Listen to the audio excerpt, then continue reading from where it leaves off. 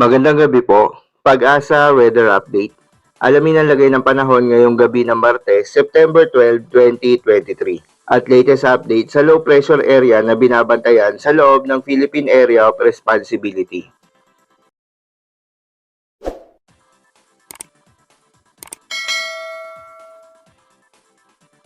Narito ang weather update sa araw ng Martes, September 12, 2023.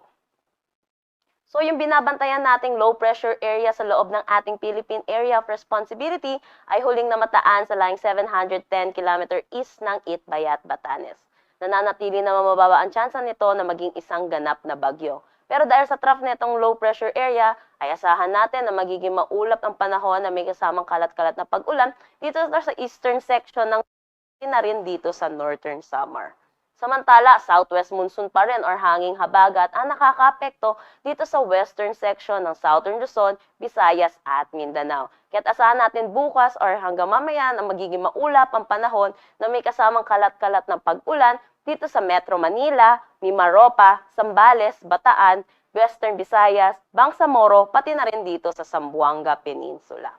Para naman sa nalalabing bahagi ng ating bansa, asahan natin ang generally fair weather pero may mga tsansa pa rin ng localized thunderstorm sa hapon at sa gabi.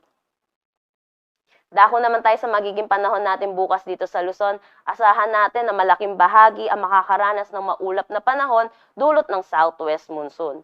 Pero dito sa eastern section ng Luzon, asahan natin ang generally fair weather pero may mga tsansa ng localized thunderstorm sa hapon at sa gabi. Dito sa Metro Manila, maglalaro ang temperatura between 26 to 32 degrees Celsius, Lawag 25 to 32 degrees Celsius, Tugigaraw 24 to 33, Baguio 17 to 23, Tagaytay 22 to 32, dito sa Legazpi 24 to 32.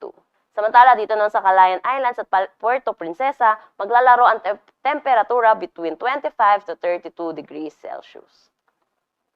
Para naman bukas dito sa Visayas, asahan natin na ang buong Kabisayaan ay makakaranas ng maulap na panahon.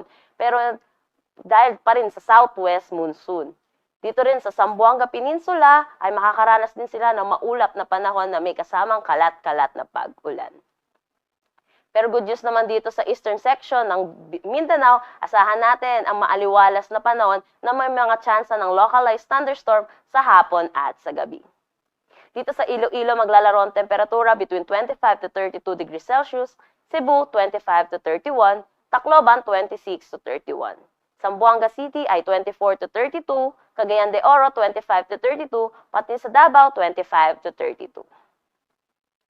Wala naman tayong nakataas na anumang gale warning sa anumang seaboards ng ating bansa, pero makakaranas tayo ng mga light to moderate sa ating mga karagatan. Para naman sa magiging panahon natin dito sa mga piling syudad sa mga susunod na 3 araw, asahan natin dito sa Metro Manila, Legazpi at Metro Cebu, by Thursday makakaranas tayo ng maulap na panahon na may mga kalat-kalat ng pag-ulan dulot ng southwest monsoon. Pero dito sa Baguio at Davao, asahan ng generally fair weather. Pagdating naman ng Friday at Saturday, asahan na natin na improving ang ating weather at may mga tsansa pa rin ng localized thunderstorm.